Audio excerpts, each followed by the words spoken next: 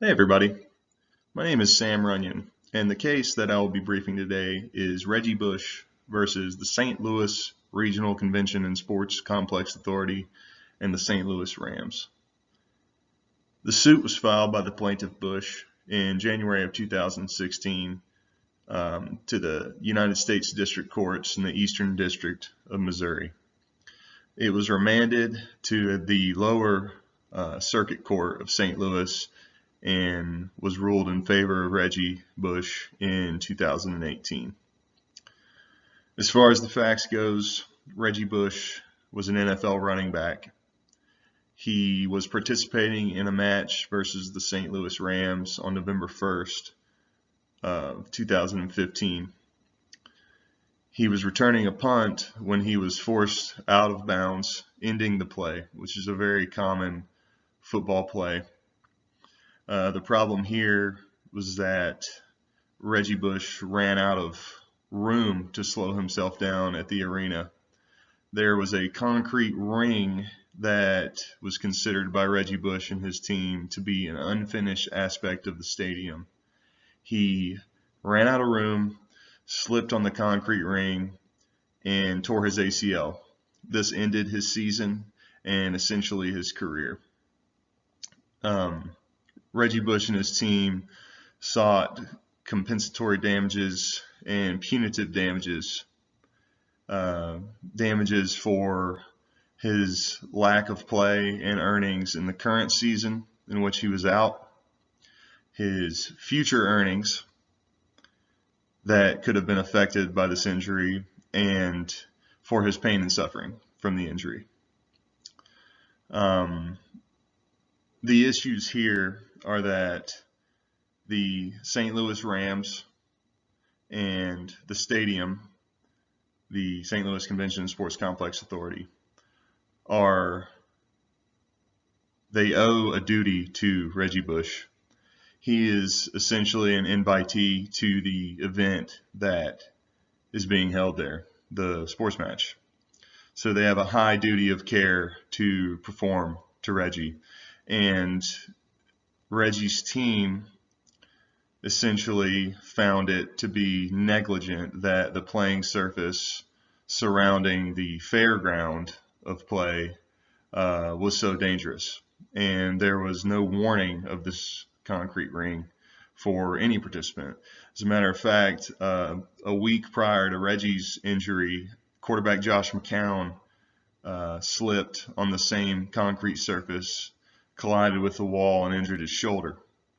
So that kind of built Reggie's case from there. They claim that it was a disregard and a conscious thought that the ring was there. And in fact, a week after Bush's injury, which was in 2 weeks after McCown's injury, they padded the surface, kind of essentially admitting that, they were liable and, aware that there was a problem in the first place. Basically, the biggest defense for Reggie Bush was that he was owed more care from the stadium and the home team. And he was awarded his damages of $12.5 million, about $4.95 million being compensatory, and then $7.5 being punitive damages. Bush did not claim that he failed to receive mandated care by his team, the visiting team, or the stadium. He claims that he was not warned of the dangerous conditions at the arena in which the match was being played.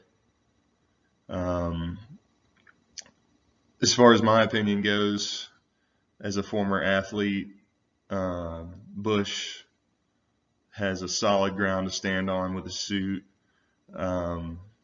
Athletes that are injured often have red flags by their names.